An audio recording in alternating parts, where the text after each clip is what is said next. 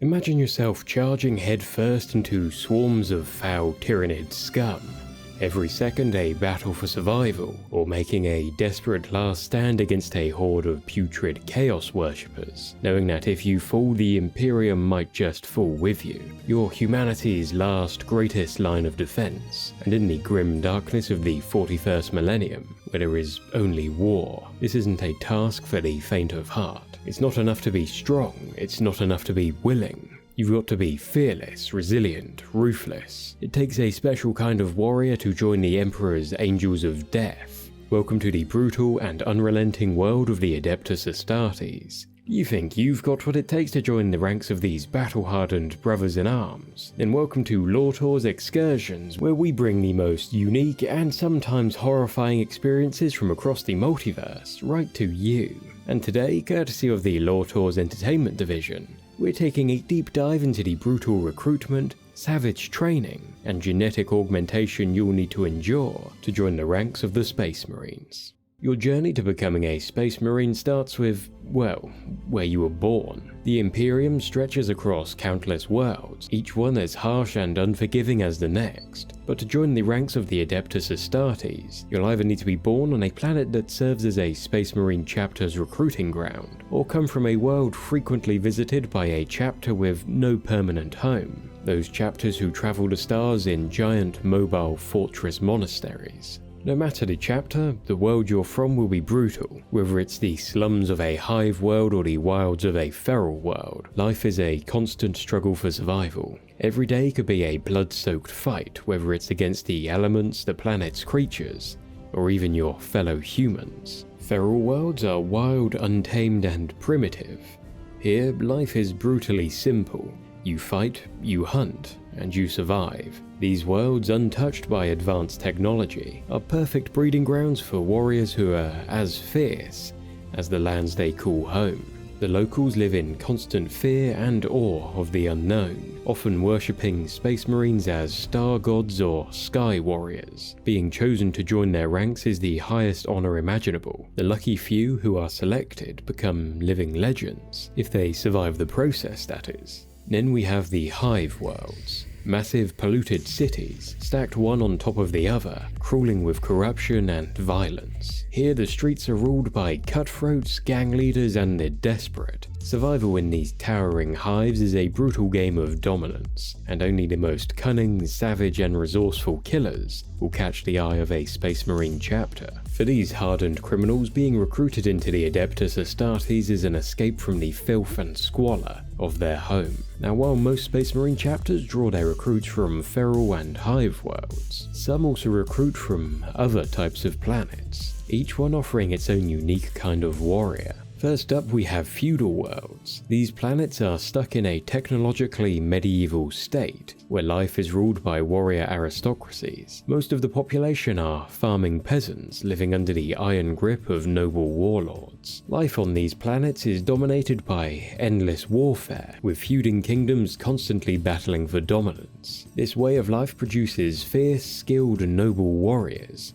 who are perfect candidates for recruitment into the Adeptus Astartes. Then we have Death Worlds, planets so hostile that the Imperium deems them too dangerous for widespread human settlement. These planets are often covered in thick jungles teeming with deadly wildlife, toxic plants, and all manner of lethal threats. Or they could even be barren, rocky wastelands with active volcanoes and deadly storms. Survival on these worlds demands far more than brute strength. It requires cunning, caution, and resourcefulness. Those few who manage to endure such harsh conditions make for some of the toughest recruits a Space Marine chapter could hope for. And finally, we have civilized worlds. These planets boast advanced, structured societies, with their own well-organized militaries. Compared to the brutal landscapes of feral or hive worlds, life on a civilized world is a lot more comfortable. For that reason, recruits from these planets are more rare. The softer lifestyle means fewer individuals possess the toughness, discipline, or sheer will to undergo the transformation into a Space Marine. However, those few who do rise to the challenge often bring a tactical edge, honed by their experience in structured, strategic environments. But no matter where you come from, the selection process is ruthless. To even be considered as an Astartes aspirant, the individual must be an adolescent or very young adult male, one from a world or society deemed clean, because the apothecaries and chaplains of the chapter don't just look for brains, brawn, or even ruthlessness in their recruits. They're on the hunt for candidates with something even rarer: genetic purity. This means every potential Space Marine is closely scrutinized to ensure they're free from any genetic flaws or unwanted mutations. The spiritual health of these recruits must also be maintained. The Imperium's war against chaos is fought on more than just the battlefield. It's fought within the minds of every Space Marine. The chaplains ensure there's no trace of corruption from the ruinous powers. Chaos is always lurking, looking for any weakness to exploit, so only those with the purest minds, free from the taint of heresy, will be allowed to join the ranks of the Adeptus Astartes. To help a chapter identify potential recruits, individuals on a recruitment world are subjected to a trial, one devised and overseen under the watchful eye of their would-be chapter. Now, the types of trial are numerous and they vary depending on the chapter. Blood duels are one of the most common. Lethal brawls between a group of recruits where only the strongest survive, proving their worth in the most direct way possible. For those from worlds haunted by monstrous beasts, ruthless gangs, or foul xenos, the trials take on a different hue. Aspirants may be sent to hunt these predators, flipping the script and hunting the hunter. On war-torn worlds, whether it's the medieval clash of swords on a feudal planet, or the gritty gang fights of a hive city, the chapter might merely observe, identifying the greatest heroes and most formidable fighters for recruitment. Then there's the exposure trial, a favourite on barren or death worlds.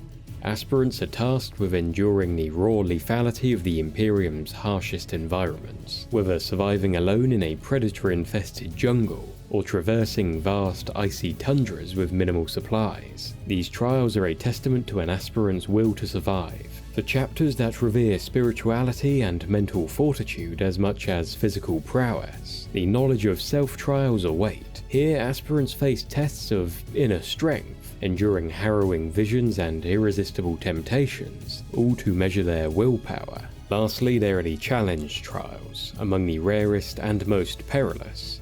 Here, aspirants must duel a fully fledged Astartes, pitting their might against the towering genetically enhanced super soldier. Most of these duels end in the aspirant's death, but those who perform admirably, even in failure, may earn the chance to continue their journey towards becoming a Space Marine.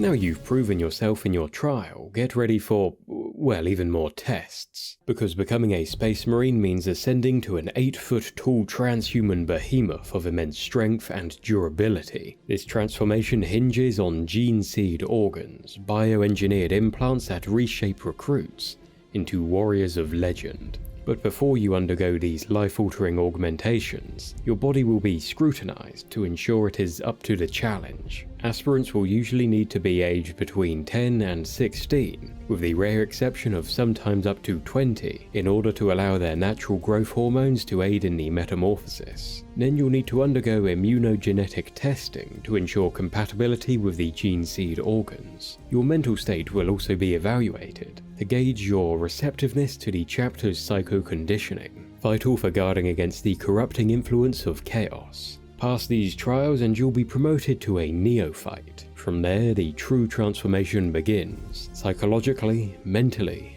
and physically, as you journey from mere human to the mighty Astartes. But what exactly are these gene seed organs? What do they do? Well, originally there were 19 of these genetically engineered organs, crafted using the genome of each chapter's original Primarch, each one with its own benefit and purpose, in their combined mission to turn you into a transhuman war machine. First up, the secondary heart, also known as the maintainer. By increasing the blood supply and pumping capacity of the cardiovascular system, it ensures that an Astartes never misses a beat. Should the primary heart fail, the secondary heart is capable of taking over completely. It can even pump steroids and adrenaline into the primary heart, giving the Space Marine an extra surge of energy when the heat of battle intensifies. Placed in the pituitary gland in the brain's base, the osmodular becomes part of the endocrine system, secreting a specially engineered form of human growth hormone. This powerful secretion rapidly strengthens and enlarges the skeleton. With this implant, an Astartes' bones aren't just reinforced, they're re-engineered for battle, causing the neophyte's ribcage to solidify into one solid mass, forming a thick protective shield around the internal organs. Next, we have the Bisopia, also known as the Forge of Strength. Implanted into the chest cavity, this small spherical implant has a profound hormonal impact on the body. Like the osmodular, it works in synergy to stimulate extraordinary muscle growth throughout the Astartes frame. This implant enhances physical strength to superhuman levels, enabling the Space Marine to carry several times their own weight and deliver bone-crushing strikes. The hemastamen is implanted into a major blood vessel like the aorta, femoral artery, or vena cava. This implant revolutionizes the Astartes' blood, altering its biochemical composition to transport oxygen and nutrients with unparalleled efficiency. The hemastamen gives the Space Marine's blood a brighter, more vibrant red, reflecting its enhanced oxygen-carrying capacity. Moreover, it biochemically regulates the actions of both the osmodular and Bisopia, ensuring the harmonious interaction between the bone, muscle, and circulatory enhancements. Larraman's organ, also known as the healer, is a small golf ball-sized implant housed within the chest cavity. This miraculous organ produces synthetic biological cells known as Larraman cells. When an Astartes is wounded, Larraman cells are swiftly dispatched through the circulatory system, rushing to the injury site. Within moments, they form scar tissue, staunching blood loss and guarding against infection. This rapid healing is a key reason Space Marines are viewed as nearly invincible, enduring horrific wounds that would fell any lesser being. The catalepsian node, aptly named the Unsleeping, is implanted into the back of the cerebrum. This extraordinary implant grants a Space Marine the ability to forego sleep itself, entering instead into a comatose-like trance that recharges the mind. But remarkably, it allows one half of the brain to rest, while the other remains alert, eliminating the need for unconsciousness altogether. And the longest recorded stretch a Space Marine has remained awake on active duty is a staggering 328 hours. The Priomnor, fittingly dubbed the Neutralizer, is essentially a second pre-stomach grafted into the digestive system. Positioned above the original stomach, it empowers a Space Marine to consume otherwise poisonous or indigestible substances when conventional supplies are scarce. The Priomnor biochemically analyzes ingested materials, neutralizing known and unknown toxins. With the Priomnor, an Astartes can turn even the most inhospitable worlds into their own personal buffet.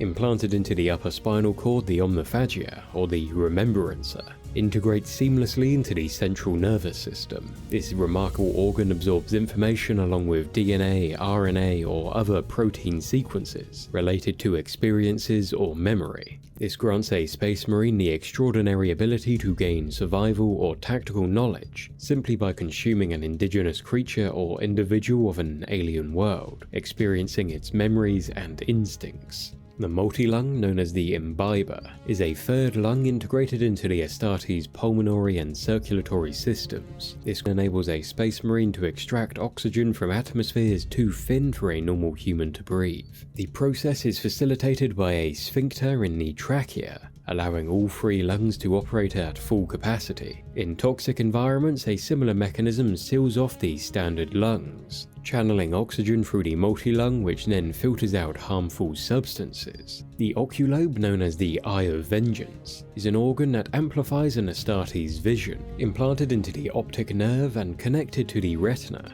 This enhancement grants each Space Marine unparalleled visual acuity. With the Eye of Vengeance, an Astartes can see with remarkable clarity in low-light conditions, turning darkness into an advantage on the battlefield. Lyman's ear, known as the Sentinel, completely replaces one of the Space Marine's original ears. This advanced implant prevents dizziness and motion-induced nausea, while also allowing the Astartes to filter out and amplify specific sounds. Additionally, it provides robust protection against sonic-based attacks. The Suzanne membrane, also known as the Hibernator, is implanted into the brain near the pituitary gland, integrating into the endocrine system. This extraordinary organ allows a mortally wounded Astartes to survive grave injuries by slowing their metabolism almost to a standstill, effectively placing them in a state of hibernation. Remarkably, Astartes have been known to remain in this suspended state for up to 567 years, and only with the appropriate chemical therapy and hypnotic autosuggestion from their battle brothers can a hibernating Astartes be revived from this state. The melanochrome implant attached to the lymphatic system regulates melanin production in the Space Marine's skin. When exposed to high levels of sunlight, the Astartes' skin naturally darkens to compensate, providing protection from the increased UV radiation. The oolitic kidney, aptly named the Purifier,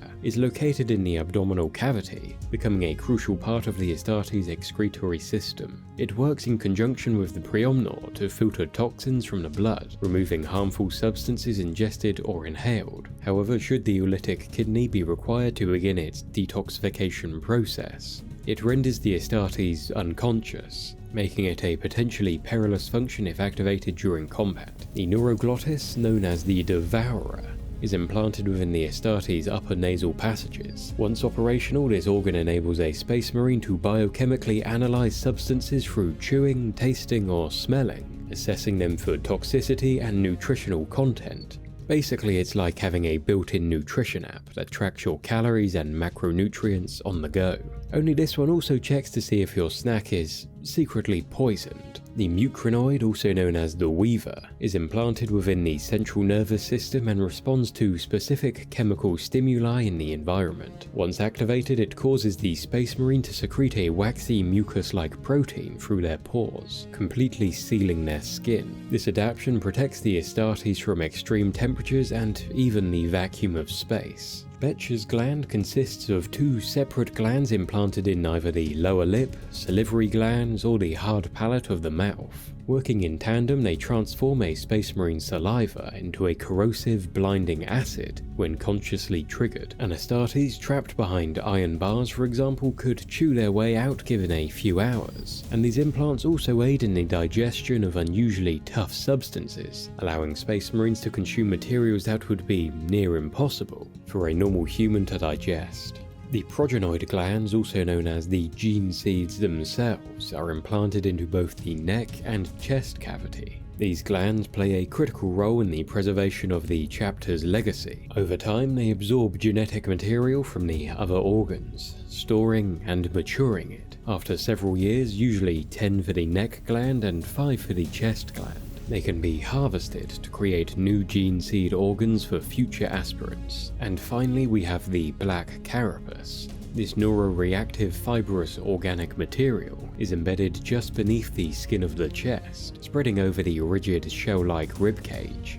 Once implanted, specialized neuroreactive fibers extend inwards, connecting with the Space Marine's central nervous system. This integration forms a direct neural link between the Astartes and his power armor, allowing him to control it as if it was a mere extension of his own body. With the black carapace, an Astartes can maneuver in his power armor as if he was wearing nothing at all. Now that sounds like a lot, right? But wait, there's more. As in recent times, the Adeptus Astartes has seen the introduction of a new breed of transhuman warriors, the Primaris Space Marines. These warriors are bigger, faster, and stronger than their firstborn predecessors. They carry all the same gene seed organs as a regular Space Marine, but with a few extra enhancements thrown in for good measure. These additional organs give the Imperium's Angels of Death an even sharper edge. In a galaxy that's only growing more dangerous by the day, these new warriors ensure the Emperor's will is carried out with unparalleled ferocity. What's more is that firstborn Space Marines who didn't grow up with these new Primaris organs can actually receive these enhancements too. This upgrade option allows seasoned Astartes veterans to keep pace with the latest advancements in Space Marine biology. But what are these extra organs? One of the most significant is the sinew coils, also known as the steel within. These durametallic coil cables are interwoven with a Space Marine's sinews, the fibrous material connecting muscle to bone. These coils can contract with tremendous force, amplifying an Astartes' strength and adding an extra layer of resilience to their bodies. With this enhancement, a Primaris can crush a man's skull with his bare hands, shatter flak armor into pieces, and even bite through metal cables. The Magnificat, also known as the Amplifier, is a small thumbnail-sized lobe inserted into the brain's cortex. This powerful implant secretes hormones that enhance the body's growth functions, while also intensifying the effects of the other gene seed organs, particularly the bicepia and the os medulla. These enhancements make the Primaris Space Marines not only physically larger and stronger, but also increase their reaction speeds and overall durability. With the Magnificat in place, a Space Marine can grow significantly taller, expanding from the typical max height of 7.5 feet tall to an imposing 8 to 10 feet tall. This increase in size is matched by a proportional boost in skeletal and muscular mass, creating a warrior who is not only more formidable, but also capable of achieving feats of strength that go far beyond what firstborn Space Marines could even dream of. Primaris Space Marines are also equipped with the Belisarian Furnace, also known as the Revitalizer. This organ links to both the Astartes' hearts and serves as a powerful backup mechanism. In times of extreme stress or when the Marine suffers severe injuries, the Belisarian Furnace kicks in, releasing a potent self-synthesized chemical cocktail, one that mimics the effects of combat stimulants, triggering rapid regrowth of tissue, bone, and muscle, granting the Space Marine a supercharged temporary healing factor. Now, as your advanced body grows and you receive each new implant, it'll take time to learn how to wield your transformed form and its frightening new abilities. You'll go from a clumsy patient, stumbling and struggling to adapt, to a ruthless weapon of war. But alongside these physical changes, you'll start to notice shifts in your mind. As you adapt to your new form, you begin to unlock cognitive powers lying dormant in all human minds. These powers enable you to control your senses and nervous system to an extraordinary degree, allowing you to withstand pain that would be fatal to an ordinary human. Your mental acuity sharpens, you can think and react at lightning speeds, recall information with a photographic memory, and your mental capabilities now surpass those of most ordinary humans. In this way, you don't just become a Space Marine in body, but also in mind, evolving into a being whose purpose and power are beyond what you once thought possible. So if you've made it through this extensive implantation process and rehabilitation, then congratulations, you haven't just survived. You've endured trials that would kill or cripple most aspirants, as most neophytes either perish during the process, suffer severe injuries that may lead to a merciful execution, or are reduced to mindless servitors, serving the chapter as a shell of their former self. But for those who make it, physical metamorphosis is now complete. Your body is now that of a Space Marine, and now that you've undergone psychological conditioning, indoctrination into the chapter's rites, and learned the traditions that will guide you, you're finally ready for your first combat duties. This means being assigned to the Scout Marines. Here you'll start your career by learning the art of war from the shadows. Whether it's gathering intelligence, sabotaging enemy positions, or eliminating key targets. As a scout, you'll endure months of grueling training, continue becoming accustomed to your new body, and understand your new war gear, continuing your apprenticeship in the brutal lessons of war and discovering what it truly means to be one of the Emperor's Angels of Death. Once you have proven yourself worthy of your chapter by excelling as a scout, you will have gained the right to join the main ranks of the Astartes, and this will be where your path diverges from your fellow Astartes, as you are assigned to a new company and placed into one of the many battle line close support or fire support squads, each specializing in a unique and deadly form of combat, like the Intercessor squads who form the beating heart of a Primaris Space Marines forces, assault squads who get in close to an enemy position and pound them into dust with melee weaponry, or Desolation squads ready to rain missiles down on enemies from afar. So welcome to your new life, a never-ending war against the enemies of the Emperor. As a Space Marine, you've got one job and one job only: to purge heretics, xenos, and anything that threatens the Imperium. Whether you're leading a planetary assault, battling orcs in some forgotten war zone, or facing down the forces of chaos, you'll be right on the front lines. Your purpose is singular, unwavering. You are the Emperor's wrath incarnate, and from now on, you live to fight, conquer, and defend humanity against all who would see it fall. Welcome to the grim darkness of the 41st millennium, brother. What do you think? Could you handle the life of a space marine, the endless war, the sacrifice, the honor? Which of these gene seed organs would you most like to have? Let us know down in the comments and make sure to subscribe to join us again soon. Until then, catch you next time. The Lore Tours Spaceport is your destination for tours through the most fascinating worlds, groups, and events in the multiverse. From sci-fi to fantasy, we have it all. So make sure to subscribe and book your next trip with us.